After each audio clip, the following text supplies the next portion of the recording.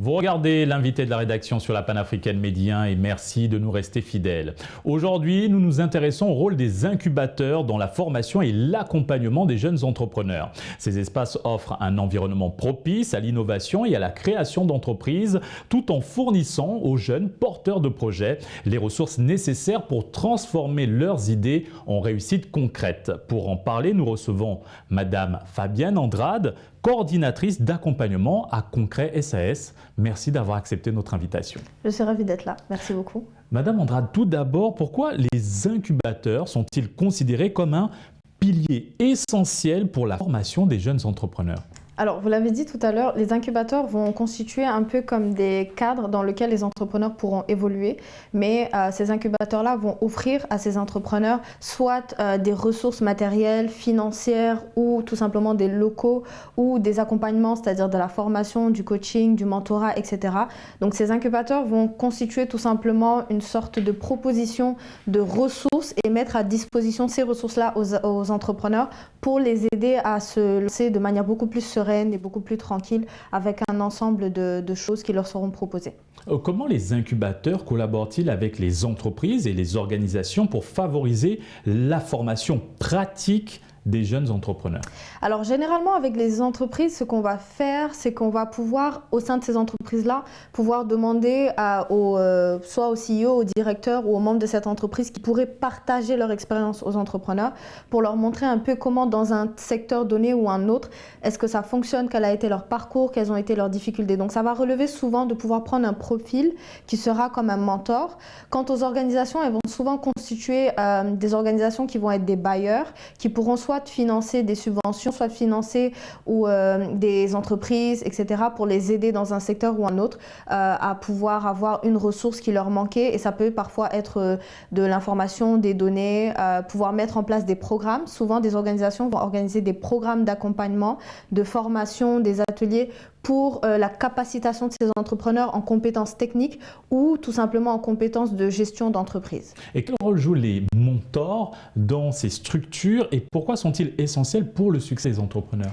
Les mentors, leur plus-value, c'est justement l'expérience. Ils vont partager leur expérience, ils vont partager ce qu'ils ont vécu sur le terrain parce qu'un accompagnateur ou un coach peut ne pas avoir cette expérience terrain que le mentor aura en contrepartie. Et donc lui, il va partager ce qu'il a vécu, ce qu'il connaît du secteur depuis les années qu'il est dedans.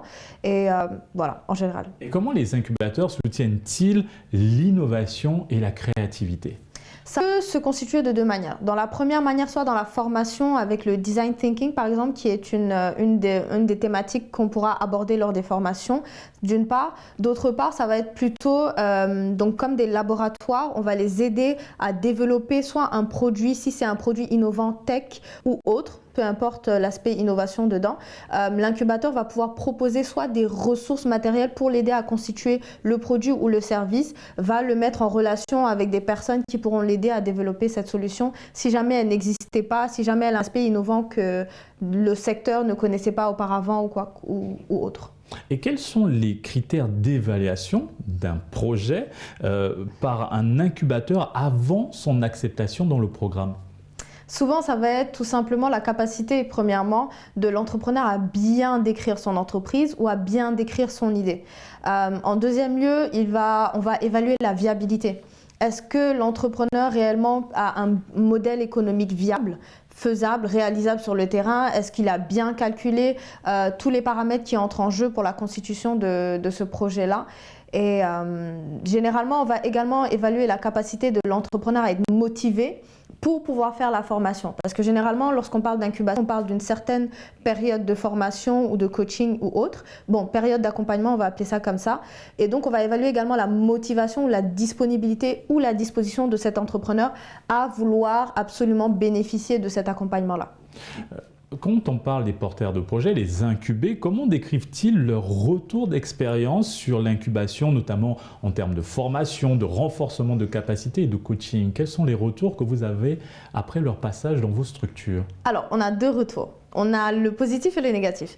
Le positif, souvent, ce qu'ils vont pouvoir nous partager, c'est tout simplement dire « Ah, mais vous m'avez aidé à éclaircir mon idée, vous m'avez aidé à la peaufiner, vous m'avez aidé à connaître des personnes dans le secteur. » Surtout, les incubateurs aussi, leur plus-value, c'est de pouvoir apporter un réseau à l'entrepreneur, à le connecter à des opportunités ou à des personnes bénéfiques pour lui. Et ils vont souvent partager, vous m'avez aidé à rencontrer quelqu'un qui m'a aidé à établir un partenariat, vous m'avez aidé à commencer avec du financement, etc. Ça, c'est le côté positif. Le revers de la médaille, souvent, ce qu'ils vont reprocher aux incubateurs, c'est le manque de suivi. On va faire un accompagnement, on va faire du coaching sur un temps donné, on va faire des formations sur un temps donné, 6 mois, 1 an, 2 mois, etc. Si ça termine, il n'y a pas souvent de suite. Donc le suivi reste à désirer. Je ne crache pas dessus, mais toutefois c'est quelque chose qui revient souvent, le manque de suivi après un programme d'accompagnement ou d'incubation. Selon vous, l'incubation a-t-elle un réel impact sur la création d'emplois et le développement économique à l'échelle locale ? Alors de manière indirecte, oui, parce que ces incubateurs-là vont pouvoir permettre à ces entreprises de pouvoir se lancer et de se mettre en place. Le côté qu'on pourra apporter, c'est justement aider ces entrepreneurs à constituer leur équipe. Donc si au départ, un entrepreneur commençait tout seul, ce que l'incubateur lui permettra de faire dans la formation et dans l'accompagnement, et voire même de le recommander des personnes pour qu'ils puissent s'associer à ces personnes. Ce qui fait que cet entrepreneur qui commençait tout seul aura peut-être à la fin de l'accompagnement des associés. Parce qu'il y a certains programmes d'incubation qui exigent qu'à la fin du programme, tu puisses avoir une équipe déjà montée. Donc c'est en mettant ce genre pas de pression, mais je dirais d'exigence à l'entrepreneur qui fait que cet entrepreneur-là, à la fin, pourra avoir, au travers de cette entreprise, créé de l'emploi. Donc ça, c'est aussi un impact que peut avoir l'incubateur. Les incubateurs s'installent souvent dans des villes dynamiques, particulièrement dans des capitales. Que peut-on faire pour améliorer l'accès des jeunes entrepreneurs aux incubateurs, mais dans les zones rurales ou moins développées ? Alors, la tendance est en train de changer. On ne parlera peut-être pas d'incubateurs dans les zones enclavées ou les zones rurales, on parlera plutôt de programmes. Donc des programmes qui vont se faire sur une certaine durée, un certain temps. Donc certes, oui, généralement, ce que beaucoup de bailleurs ou organisations tentent à faire aujourd'hui, parce que les choses changent et évoluent, c'est de pouvoir commencer dans la capitale et ensuite de expandre les programmes ou l'incubateur à d'autres régions. Et d'ailleurs, il y a beaucoup de régions au Sénégal qui sont visées aujourd'hui et dont le dynamisme d'incubation est en train d'évoluer, donc Kaolack, Saint-Louis, Thiès, etc. Que diriez-vous à un jeune porteur de projet qui souhaite se lancer, intégrer un incubateur ? Il faut savoir correctement décrire ce qu'on propose et bien analyser la problématique. Certains veulent se lancer juste pour lancer une entreprise parce que c'est à la mode, l'entrepreneuriat, mais ils n'ont pas réellement calculé ou bien ils n'ont pas réellement analysé le besoin ou le problème ou les attentes des potentiels clients. Donc, analysez correctement les besoins. Faites une étude de marché. Évaluez les besoins sur le terrain de vos potentiels clients, etc. Et ça, c'est la première chose. Deuxième chose, validez un modèle économique. Ne vous dites pas juste « Ah, je vais vendre à temps parce que c'est ce qui se fait sur le marché, la plupart des personnes vendent à temps ». Non, validez un modèle économique viable et périn pour votre entreprise. Encore une question avant de clore cet entretien. Vous êtes coordinatrice d'accompagnement. Qu'est-ce que c'est ?